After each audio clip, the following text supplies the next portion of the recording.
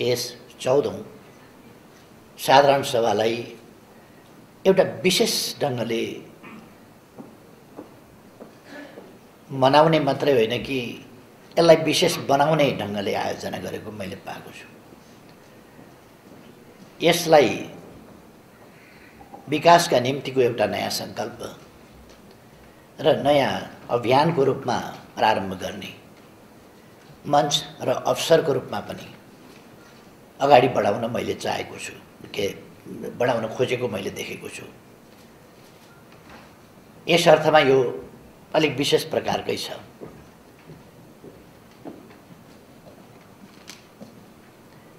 आफ्ना उद्देश्यमा यो सफल हुनेछ भन्ने मैले विश्वास लिएको छु।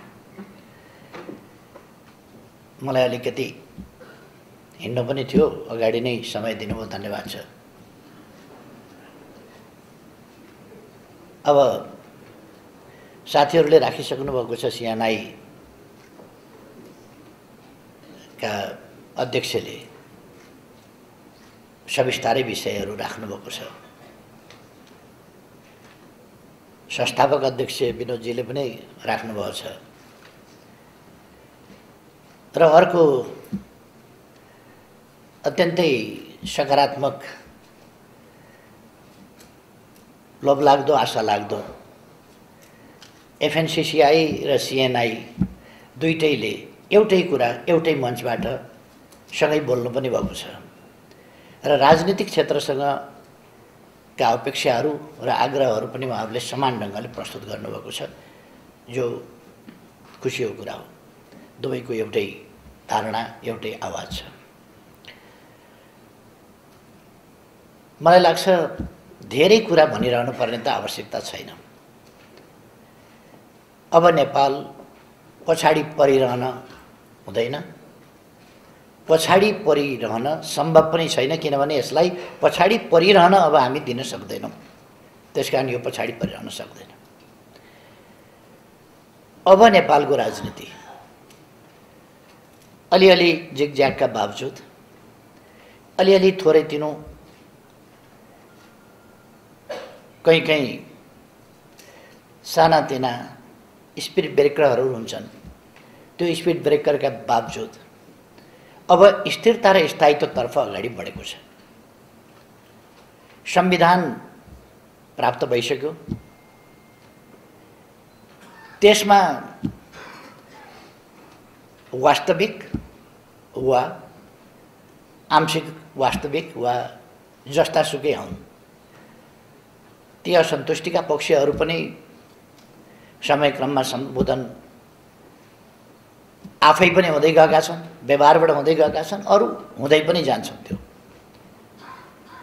अब संविधान कार्यान्वयनको हामी चरणमा छौँ र संविधान कार्यान्वयनको सन्दर्भमा सङ्क्रमणकाललाई टुङ्ग्याउने गरी संविधानले राज्यको पुनर्संरचना सम्बन्धी जुन निर्दिष्ट गरेको छ, जस्ता निकायहरू, जस्ता राज्यको संरचना जस्तो हुनुपर्छ, सङ्घीय, प्रादेशिक वा स्थानीय विभिन्न तहका सरकारको रूपमा व्यवस्था गरेको छ र यो एउटा नयाँ अभ्यासमा हामी प्रवेश गरेका छौँ। यस नयाँ अभ्यासको हामीसँग धेरै समय छैन। मैले सत्तापक्षलाई सजग गराउन यही मञ्च प्रयोग गरिरहनु पर्ने आवश्यकता पनि छैन। तर 74 साल माघ 7 गते धेरै पर छैन भन्ने कुरा हामी सबैले सम्झिएकै हुनुपर्छ भन्ने मलाई लाग्छ। अब हामी एउटा 3 तहका, प्रमुख रूपमा 3 तहका निर्वाचनहरूमध्ये स्थानीय तहको निर्वाचन,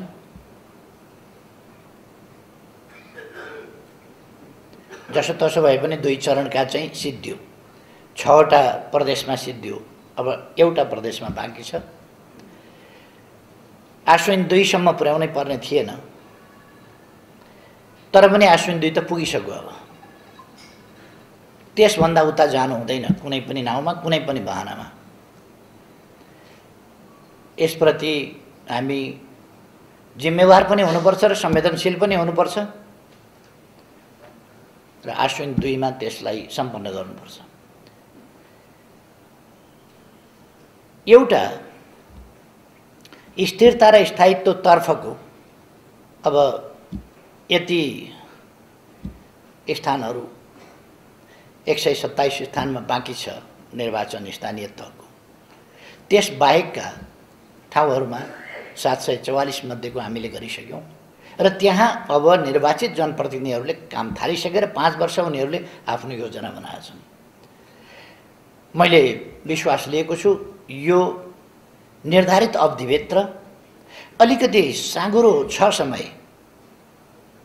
तर पनि हामीले निर्वाचन सम्पन्न गराउनुपर्छ र राजनीतिक रूपमा पहिलो कुरा त राजनीतिक रूपमा हामीले एउटा वातावरणको अनुकूलता, स्थिरता, स्थायित्व जस्ता कुराको सुनिश्चितता हुनुपर्छ। त्यो भएन भने अरू चिजहरू फेरि खचबजिन्छन्, बिग्रिन्छन्। अब एउटा स्थिरता र स्थायित्वतर्फ देश अगाडि बढेको छ र यो बढ्छ। म यहाँहरूलाई के भन्न चाहन्छु भने अलिकति केही महिनामा त अब चुनावहरू, प्रतिनिधि सभाको चुनाव वा प्रदेशका चुनाव र यो तेस्रो चरणको स्थानीय तह, यो सबै सम्पन्न हुन्छ। त्यसपछि एउटा राजनीतिक रूपमा हाम्रा सङ्घर्षहरूको, हामीले प्राप्त गरेका उपलब्धिहरूको, तिनलाई संविधानमा संस्थागत गरिएका कुराहरू र संविधानले निर्दिष्ट गरेका कुराहरूलाई पनि हामीले संरचनागत ढङ्गले पनि पुनर्संरचना गरिसकेपछि र संविधान अनुसारका निकायहरू सञ्चालित भएपछि, तिनले आफ्ना आफ्ना काम गर्न थालेपछि स्वाभाविक रूपमा राजनीतिक रूपमा स्थिरता स्थायित्वतर्फ मुलुक गयो। अथवा अहिले नै अब राजनीतिक रूपमा स्थिरता स्थायित्वतर्फ जान्छ, गइराखेको छ। स्थानीय तहको निर्वाचनले त्यसलाई एउटा राम्रो दिशा दिएको छ, आधारहरू तयार गरेको छ, अरूले गर्छ अब बाँकीले। त्यसकारण यसमा धेरै चिन्ता गर्नुपर्ने आवश्यकता भएन। पहिलो कुरा यो स्थिरता स्थायित्वको प्रश्न हो। अब अरू वातावरणका हकमा हामीसँग अब आधारहरू बन्दैछन्। अघि भर्खर विनोदजीले पनि राख्नुभयो, हामी पूर्वाधारको क्षेत्रमा पनि ट्रान्समिसन लाइनहरू बनाउँदैछौँ। पूर्व पश्चिम ट्रान्समिसन लाइन दुहबीको आसपासदेखि लिएर पश्चिमसम्म ट्रान्समिसन लाइन बनाउँदैछौँ। एक ठाउँमा अलिकति यो चितवन आरक्षण क्षेत्र पर्ने भएको हुनाले त्यसलाई घुमाउनुपर्छ भनेर हिटौडाबाट रातमाटे यो नौबिसेको छेउमा, त्यहाँबाट दमौलीको छेउमा के ब्यास भन्ने ठाउँ छ त्यो खोला पारीपट्टि माथि, त्यहाँबाट बुटवल गरेर ट्रान्समिसन लाइन त्यसरी त्यहाँनिर अलिकति घुम्छ। त्यसले विभिन्न नदीहरूबाट उत्पादित विद्युतलाई ग्रिडमा ल्याउनका लागि सजिलो पनि हुन्छ। यसरी पूर्व पश्चिमको हामी बनाउँदैछौँ। अरू हामीले ढल्केबर मुजफ्फरपुर बनाइसक्यौँ, बुटवल गोरखपुर लाइन बनाउँदैछौँ। उत्तरतिर हामीले एउटा धारणा बनाएका छौँ, त्यस सम्बन्धमा अगाडि बढ्ने भनेका छौँ। हाम्रा छिमेकीहरूतिर ट्रान्समिसन लाइनहरू बन्छन्। बाटाहरू हामी बनाउँदैछौँ, बाटाहरूलाई चौडा गर्ने। अघि विनोदजीले पनि अलिकति राख्नुभयो, विभिन्न बाटाहरू चौडा गर्ने, ऊर्जाको उत्पादन वृद्धि गर्ने। कतिवटा प्रोजेक्टहरू अहिले अब निर्माण भइरहेका छन्, कतिवटा नयाँ निर्माण हुने क्रममा छन्। यसकारण हामीसँग पूर्वाधारका प्रमुख कुराहरू बाटा, ऊर्जाको क्षेत्रमा ऊर्जाको उत्पादन र त्यसको ट्रान्समिसनका लागि सब स्टेसनहरूको निर्माण, ट्रान्समिसन लाइनहरू विस्तार गर्ने कुरा, ती कुराहरू हुँदैछन्। त्यसकारण अब देशको जुनसुकै भागमा 7वटै प्रदेशमा उद्योगहरू स्थापनाको कुरा गर्नुभएको छ साथीहरूले। तत्सम्बन्धमा यहाँहरूलाई यदि स्मरण छ भने अलिक अघिल्लो भन्दा पनि अघिल्लो सरकारले नै हरेक प्रदेशमा औद्योगिक क्षेत्रको स्थापना गर्ने भन्ने नीति योजना ल्याइसकेको छ र तत्सम्बन्धमा काम पनि अगाडि बढिसकेको छ। सरकारहरूले त्यसभन्दा पछि पनि त्यसलाई अगाडि बढाएका छन् र औद्योगिक क्षेत्रहरूको स्थापना हुने कुरा, विशेष औद्योगिक क्षेत्र र औद्योगिक क्षेत्र, निर्यातमूलक र साधारण प्रकारका उपभोग्य वस्तुहरूका, यो दुईटै हिसाबले हामीले अगाडि बढाउन खोजेका छौँ। 7वटै प्रदेशमा हामी स्थापना गर्छौँ, तर तपाईँले भने जस्तो 3000 बिघा चाहिँ अब 6 नम्बर प्रदेशले त्यहाँको अलिकति भौगोलिक हिसाबले कति हुनसक्छ त्यो भन्न सकिँदैन। 3000 बिघा अब बेर पहरामा हुने कुरा भएन।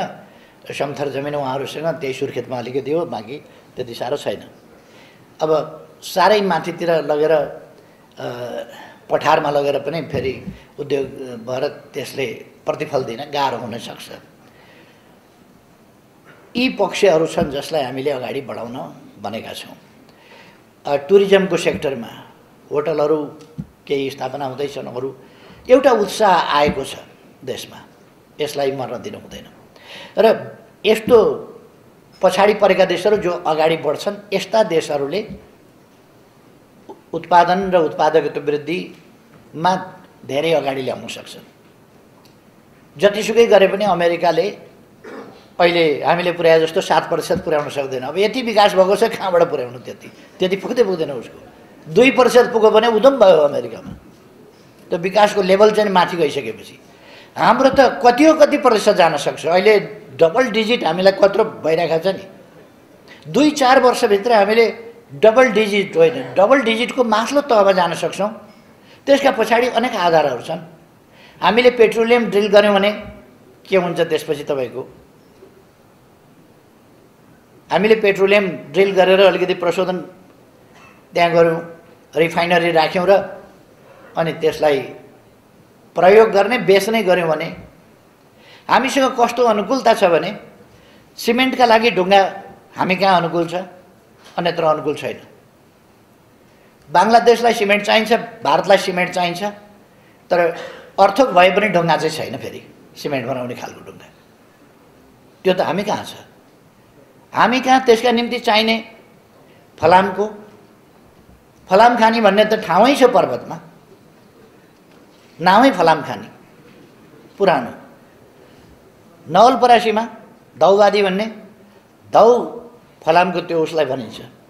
दौवादी भनेको फलाम भएको ठाउँ। त्यो त्यहाँ 12 किलोमिटर लामो त्यत्रो पहाड छ, 250 मिटर तलसम्म फलाम छ र त्यस फलामबाट हामी धेरै चिज गर्न सक्छौँ। फलाम पनि त्यहीँ छ, सिमेन्ट पनि त्यहीँ छ भनेपछि रड पनि आउने भयो, स्टिल पनि आउने भयो, सिमेन्ट पनि आउने भयो। त्यही ठाउँमा हामीलाई आफ्नै ठाउँमा चाहिँ यी चिजहरू छन्। फलाम खानी यहीँ तनहुमा छ, डोरफिर्दी भन्ने ठाउँमा, खैरेनीको ठ्याक्क पारिपट्टि। कास्कीबाट तनहुँ प्रवेश गर्ने ठाउँको ठ्याक्क उताबाट कास्कीबाट आउँदाखेरि दाहिनेपट्टि त्यहाँनिर छ। तामा खानी पनि त्यहाँ छ, फलाम खानी पनि त्यहाँ छ।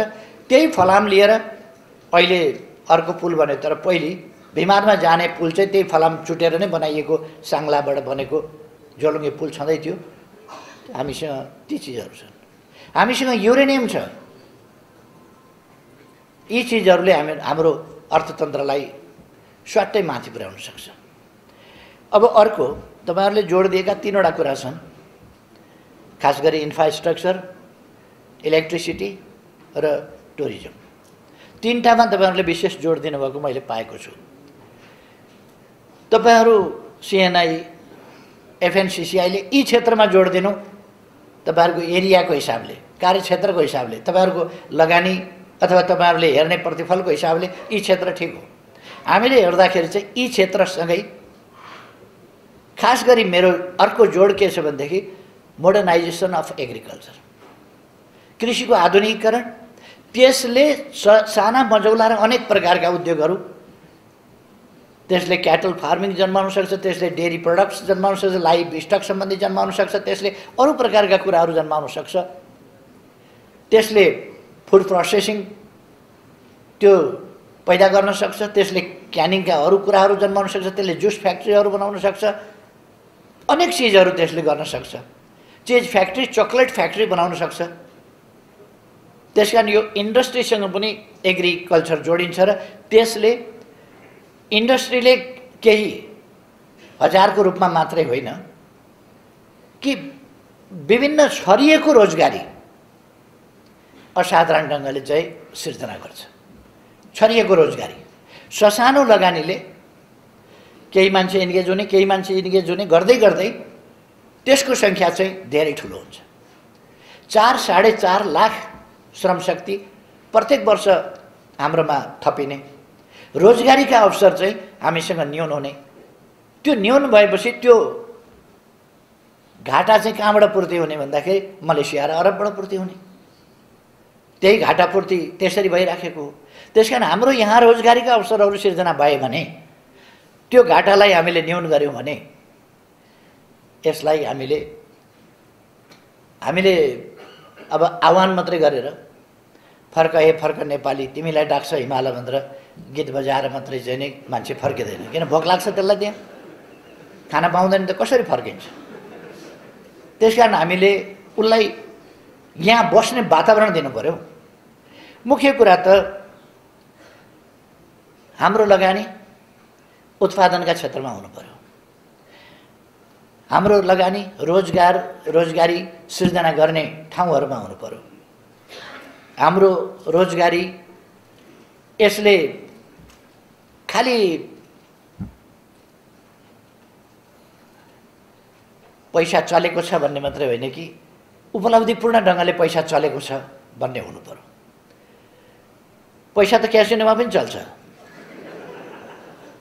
ओरतिर सर्छ परतिर सर्छ, उसमा खुत्रुका पस्छ, फेरि ओरतिर परतिर गर्छ सर्छ।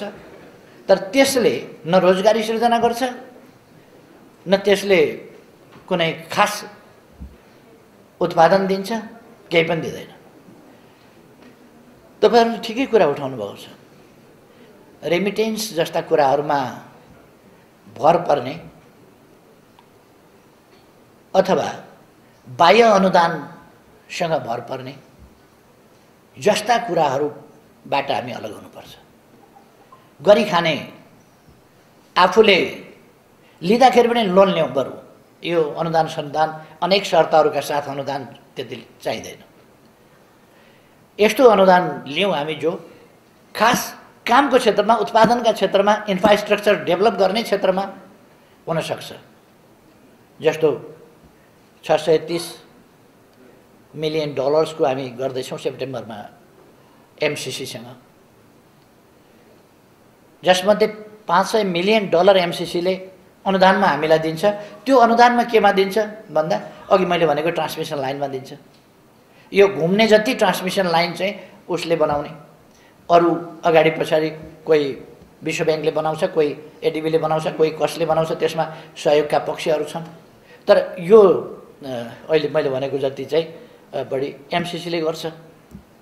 कतिपय बाटाहरू अगाडि बढाउने कुरामा अर्को त्यस्तैले खास प्रोजेक्ट विशेषमा लगानी गर्छ जो हाम्रो देशको हितको पक्षमा हुन्छ।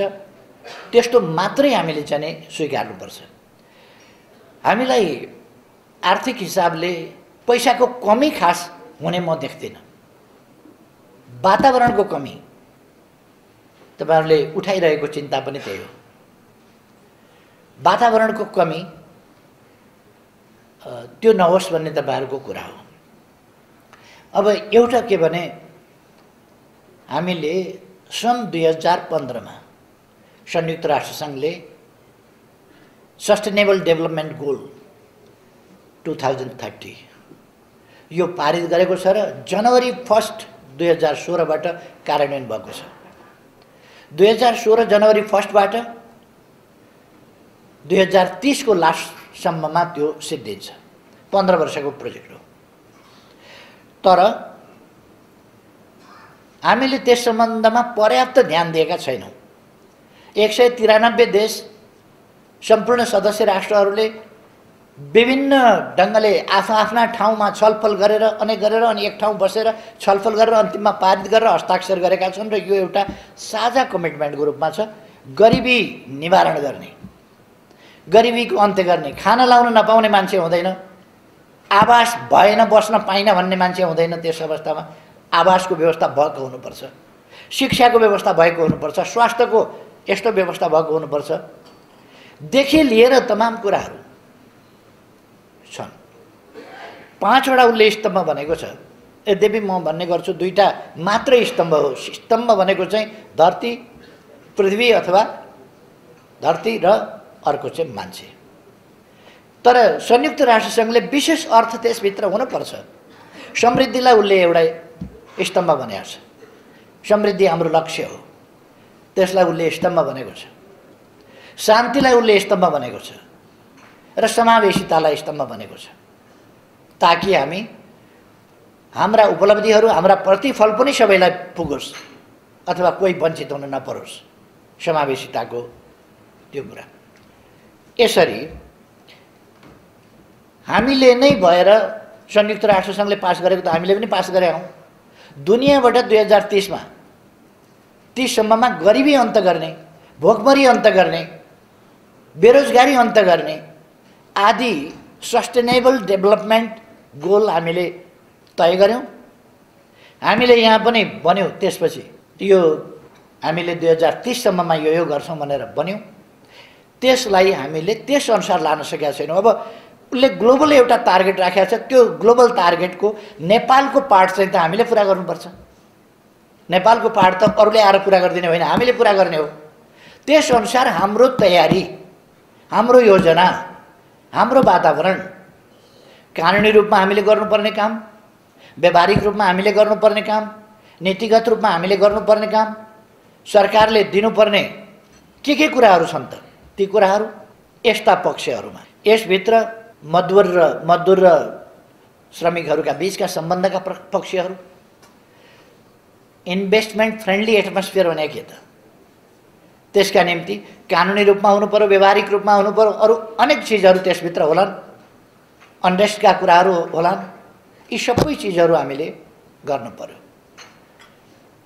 अब तपाईहरूले यो जुन यस सभालाई जस्तो एउटा विकासको सङ्कल्पको सभाको रूपमा, एउटा नयाँ प्रस्थानको रूपमा, विकासको अभियानको एउटा प्रस्थानको रूपमा जसरी लान खोज्नु भएको छ, यो सराहनीय छ, प्रशंसनीय छ भन्ने ठान्छु म। अब देशको उन्नतिको पक्षमा म नेकपा एमालेको तर्फबाट भन्न चाहन्छु। देशको उन्नतिको पक्षमा हामीहरू राजनीतिक पार्टीहरू, राजनीतिक दलहरू मिलेर जानुपर्छ। सहमति, सहकार्य के गर्न सकिन्छ त्यो कतिवटा सहमति नहुन पनि सक्ला, सहकार्य गरेर जानुपर्छ तैपनि। र अझ मेरो दलको त यहाँहरू सबैलाई थाहा छ भन्ने लाग्छ, मञ्चमा बस्ने साथीहरूलाई त पुरै थाहा छ। राजनीतिक रूपमा पनि यस सङ्क्रमणकाललाई टुङ्ग्याउनका लागि सधैँ मिलेर जानुपर्छ भन्ने खुल्लेआम हाम्रो नीति हो। मिलेर जाउँ, मिलेर गएर सहमतिका साथ जाउँ र सङ्क्रमणकाल टुङ्ग्याउँ। देशलाई एउटा पहिलो विकासको कुरा के हो भने आत्मविश्वास। तपाईमा आत्मविश्वास भयो भने, तपाईलाई विश्वास लाग्यो भने, गर्न सक्छु भन्ने भयो भने तब इन्भेस्ट गर्नुहुन्छ। नत्र तपाईँ ब्याङ्कबाट लोन लिएर किन फस्नुहुन्छ? त्यो आत्मविश्वास तपाईमा हुनु पर्यो। देशमा एउटा नयाँ आत्मविश्वास त्यो जगाउन जरुरी छ कि हामी केही गर्न सक्छौँ। नेपाल जस्तो अब राजनीतिक अस्थिरताको समय वा स्थिरता भएन, स्थायित्व भएन भन्ने समय त सिद्धियो। अब राजनीतिक आन्दोलनको समय पनि मूलतः सिद्धियो। अब आर्थिक उन्नतिको दिशामा हामीहरू अगाडि बढ्नु छ। यस्तो बेलामा हामीसँग अत्यन्तै उर्वर मातृभूमि छ, अत्यन्तै उर्वर हिमाल छ। यो असाधारण कुरा हो। हाम्रा पहाडहरू असाधारण कुरा हुन्, हाम्रा नदी नाला असाधारण कुरा हुन्, तालतलै असाधारण कुरा हुन् विकासका निम्ति। र हाम्रो समथर फाँट छ तराई मधेस। यस्तो अवस्थामा हामीले जनतामा आत्मविश्वास बढाउने र सरकारको तर्फबाट गर्न पर्ने काम गर्ने, पोलिटिकल पार्टीहरूको तर्फबाट गर्न पर्ने काम गर्ने, यो आवश्यकता छ। अब मेरो पार्टी त सधैँ प्रतिस्पर्धा पोलिटिकल पार्टीहरूका बिचमा हुन्छ, तर प्रतिस्पर्धा भनेको झै झगडा होइन, प्रतिस्पर्धा भनेको जालझेल होइन, प्रतिस्पर्धा भनेको कपटको प्रतिस्पर्धा होइन, राम्रा कामहरूको प्रतिस्पर्धा हो। म मेरो पार्टीको तर्फबाट तपाईहरुलाई भन्न चाहन्छु, राम्रा काममा मात्रै एमालेले प्रतिस्पर्धा गर्छ। यदि दौडमा स्वर्ण पदक चाहियो भने अर्कालाई धक्का दिएर होइन, दौडिएर अगाडि गएर स्वर्ण पदक लिन्छ, धक्का दिएर होइन।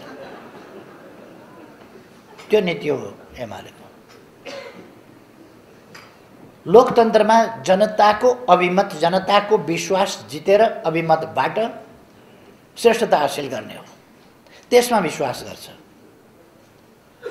र त्यसका निम्ति यस देशको रक्षा, यस देशको स्वाभिमान, यस देशको हित, यस देशका जनताको, यस देशको विकास समृद्धि, यस देशका जनताको सुख, त्यसका निम्ति नै हामीले काम गर्ने हो।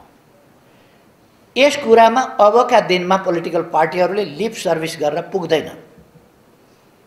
व्यावहारिक रूपमा यथार्थमा भन्दा एउटा गर्दा अर्को होइन। विनोदजीले अघि अलिअलि हामीलाई पनि यसो हेरेर पनि दिँदै हुनुहुन्थ्यो, को चोर, को साधु, को सन्त आदि इत्यादि। उद्यमी व्यवसायीहरूसँग लुकाएर, ब्युरोक्रेसीसँग लुकाएर भ्रष्टाचार हुन्छ जस्तो मलाई लाग्दैन। उद्यमी व्यवसायीसँग लुकाएर भ्रष्टाचार गर्न सकिन्छ? म तपाईहरुका अगाडि उभिएर भन्दैछु, एमालेले करप्सन गर्दैन। चित्त बुझेन भने कसैले हात उठाएर प्रतिवाद गरे हुन्छ। नेकपा एमालेको ओपन कुरा हो यो, र यो च्यालेन्ज हो। एमाले कमिसन एजेन्ट होइन, कमिसन खाँदैन, कमिसनका लागि काम गर्दैन। कमिसन दिएन भनेर उद्यमी व्यवसायलाई दुख दिँदैन। अनेक प्रकारका संस्थाको प्रयोग दुरुपयोग गर्दैन। नेकपा एमाले क्लियर छ यसमा। ब्युरोक्रेसीका अगाडि उभिएर आँखा जुदाएर म भन्न सक्छु, भ्रष्टाचारका विरुद्ध शून्य सहनशीलता भन्दा तपाईहरुतिर हेर्न नसकेर आँखा झुकाउनु होइन, तपाईहरुतिर आँखा जुदाएर भन्न सक्छु, नो करप्सन एट अल। त्यो एमालेले भन्छ। विनोद चौधरीजीलाई अरू पार्टीको म भन्दिनँ, आफ्नो आफ्नो कुरा भन्नु। नेकपा एमालेको भनाइ हो।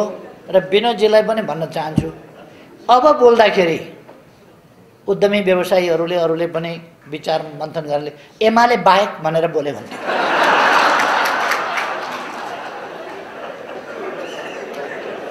अब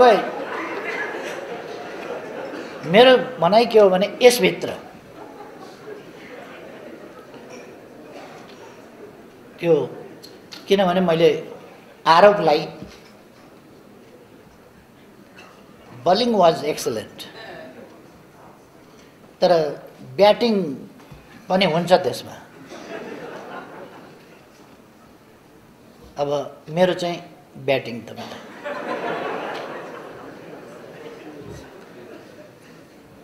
चित्त बुझेन भने भन्नुभयो हुन्छ है, फेरि ओपन छ कुरा। खैर, म अन्तर्राष्ट्रिय रूपमा नै स्थापित उद्योगपतिलाई भन्दैछु, ढुकैले भन्दैछु, उद्यमी व्यवसायीहरूका बीचमा भन्दैछु। त्यसकारण सरकारको तर्फबाट के गर्नुपर्छ? अवश्य नै तपाईहरुले सरकारसँग पनि कुरा गर्नुस्, हामीसँग पनि कुरा गर्नुस्। हामी अहिले अपोजिसन इन द पार्लियामेन्ट। अब नेपालको सिस्टममा Nekapa Emale opposition in the parliament अहिलेका लागि हो, सबैसँगै अपोजिसन होइन। अब सरकार 3 तहमा छन्। अब यो 3टा पार्टी 5 वर्षलाई त अपोजिसन हुनै भएन। कसले कति ठाउँमा जितेर सरकार भएको छ, कसले कति ठाउँमा जितेर सरकार भएको छ। अर्को पल्ट पनि यो अलिकति हामीले सिस्टम बेग्लै ल्यायौँ। अब प्रदेशमा कसको सरकार हुन्छ, कहाँ कसको, त्यसकारण अब गभर्नमेन्ट ट्रेजरी बेन्च यहाँ पार्लियामेन्टबाट हुनसक्छ, अपोजिसन इन द पार्लियामेन्ट हुनसक्छ, तर टोटल्ली अब हिजोको झै हामी एउटा सरकार अर्को अपोजिसन हुन्थ्यो, अब त्यस्तो हुँदैन। त्यसकारण हामीले के गर्नुपर्छ, पोलिटिकल हिसाबले के गर्नुपर्छ त्यो हामी तयार छौँ। तपाईहरूले काला कानुन भन्नुभयो नि, अब काला कानुन त के खैरा पनि नराख्ने, राम्रा राम्रा मात्रै सेता सेता कानुन राख्ने, तर कहाँ कहाँनिर हो त्यो तपाईँहरूले बताउनुहोस् हामीलाई।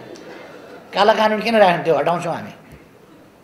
अब मेरा मित्र प्रधानमन्त्रीज्यू हुनुहुन्छ, उहाँ पनि काला कानुन किन राख्नुहुन्छ र? सत्तापक्षमा हुनुहुन्छ पूर्व प्रधानमन्त्री पुष्पकमल दाहालज्यू, काला कानुन राख्ने उहाँलाई के ख्वाब छ र? त्यसकारण उहाँले पनि हामीहरू कसैले पनि काला कानुन राख्नुपर्ने छैन। कुन कुन कहाँ कहाँ त्यो कालो छ, सिँगै कालो कानुन होइन कि कालोको धब्बा पनि राख्न दिँदैनौँ हामी। त्यसकारण यो उद्योग व्यवसायलाई यथोचित ढङ्गले अगाडि बढाउन के गर्नुपर्छ, कानुनी रूपमा सुशासनको हिसाबले, शान्ति सुव्यवस्थाको हिसाबले के गर्नुपर्छ त्यो पनि। अर्को तपाईँहरूले एउटा भन्नु, देश विकास हुन्छ। अहिले जितेको निकायहरूमा, निर्वाचन भएका निकायमा जितेका प्रतिनिधिहरूमा यस्तो विकास गरौँ भन्ने एउटा चाहिँ चाहना छ, अभिलाषा छ, त्यो एकदम प्रकट हुन्छ। जहाँ पनि विकास गर्न पाए, विकास गर्न उहाँहरूले कमिटमेन्ट गर्नुभएको छ जनताको अगाडि र उत्साह छ, यो एकदम राम्रो पक्ष हो। अर्को एउटा भन्नु, यो ट्याक्स कलेक्टरहरूको मात्रै पो भन्छ कि भन्ने पनि खतरा हुन्छ। यदि त्यो विकासका राम्रा उद्देश्यहरू जो उहाँहरूका छन् र विकासका निम्तिको जो उहाँहरूको छटपटी आकाङ्क्षा, तीव्र आकाङ्क्षा जुन छ, त्यो यदि मूर्त रूप लिन पाएन भने त्यो डाइभर्ट भएर अर्कोतिर विकृततिर जान सक्छ। त्यसो भयो भने त्यो ट्याक्स कलेक्टर जस्तो मात्रै पनि मा परिणत हुन सक्छ। त्यसकारण त्यसलाई विपरीत दिशातिर जान दिने होइन, त्यसलाई सकारात्मक दिशामा जान दिने ती कामहरू गर्नुपर्छ। र हामीले कृषिको क्षेत्रमा, उद्योगको क्षेत्रमा, व्यापारको क्षेत्रमा, टुरिज्मको सेक्टरमा, अरू सर्भिस सेक्टरमा, यी सबै सेक्टरहरूमा लगानी गर्न सकिने त्यो वातावरण छ। र कृषिको क्षेत्रमा आफै पनि त्यो कृषि आफै एउटा नयाँ ढङ्गले, पुरानो ढङ्गले एक्सटेन्डेड त्यस प्रकारको होइन। आजको समयको हिसाबले हाम्रा रिसोर्सहरूलाई मोबिलाइज गरेर धेरै चिज गर्न सक्ने, हाम्रो भूगोलले दिएको धेरै चिज हामी गर्न सक्छौँ। त्यसलाई गरेर अगाडि बढ्न एउटा अनुकूल अवस्था बनेको छ। र म यहाँहरूलाई भन्न चाहन्छु कि अब राजनीतिक क्षेत्रबाट कुनै प्रकारको अप्ठ्यारो, असजिलो, असुविधा हुँदैन भन्ने मलाई लाग्छ। सरकार त हामी एउटा जस्तो प्रणालीमा छौँ, जस्तो अवस्थामा छौँ, जस्तो मानसिकतामा छौँ, त्यसले गर्दा अर्थक धेरै फेर्न सकिएन भने सरकार फेर्न सकिन्छ। अब मुलुकै फेर्न समय लाग्छ, सरकार फेर्न अलि छिटो यसो हिसाब किताब यताउता गऱ्यो, एउटा पार्टीमा लाग्यो, अर्को पार्टी गयो, तक्ला पुग्लु पारिदियो, त्यो गर्न सकिन्छ। यो सरकार भने यस्तै हो, यी टेम्परेरी हुन्। हामीले बाटा बनाउने, ट्रान्समिसन लाइन बनाउने, हाइड्रो पावरका प्रोजेक्टहरू, अरू विभिन्न इन्डस्ट्रीहरू स्थापना गर्ने अलिक पर्मानेन्ट, यो 2 महिना 4 महिना 9 महिनाका लागि बन्दैन। त्यो अलिक पर्मानेन्ट उद्देश्यका साथ भन्छ। यो सरकार भने त तपाईँहरूलाई सम्झना होला, म प्रधानमन्त्री भएको अलिकति समयपछि मैले सम्बोधन गरेका थिएँ। त मैले देशवासीका नाउँमा सम्बोधन गर्दैखेरि भनेको थिएँ, मलाई राम्ररी थाहा छ, मलाई धेरै लामो समय मिल्दैन काम गर्न, छोटो समयमा मैले छिटो गर्नुपर्छ। मलाई थाहा थियो कुन भूगोलमा छु, कस्ता शक्ति छन्, यो सबै थाहा थियो मलाई, त्यसै कारण मैले भनेको थिएँ मसँग काम गर्ने धेरै समय छैन। अब कसैले ठाने होला मरिहाल्छ क्या हो। मैले त्यो कुरा गरे होइन, तर मैले पोलिटिकल सिचुएसनको कुरा गरेँ। हामीले छोटो समयमा धेरै काम गर्नुपर्ने छ। अब हामी निकै धेरै पछाडि पऱ्यौँ।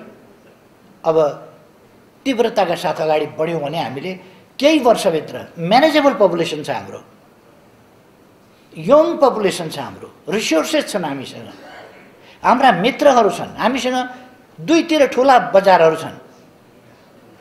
फेरि अर्को के भने हाम्रो नजिकमा अर्को बङ्गलादेश छ, नजिकको अर्को त्यो बजार हो। ती बजारहरूलाई हामीले प्रयोग गर्न सक्छौँ। त्यसका निम्ति विभिन्न क्षेत्रहरूमा पनि सँगसँगै हामीले लानुपर्छ। सरकारको त्यसमा ध्यान गएकै पनि छ, जानुपर्छ र अझ व्यवस्थित ढङ्गले जानुपर्छ। जस्तो शिक्षाको, तालिमको, शिव विकासको, कुन कुन क्षेत्रमा हामीले कस्तो जनशक्ति चाहियो त्यसका निम्तिको यो सबै पनि यी सबै काम गर्नका निम्ति अब हामीले त्यसरी अगाडि बढ्नुपर्छ। यसमा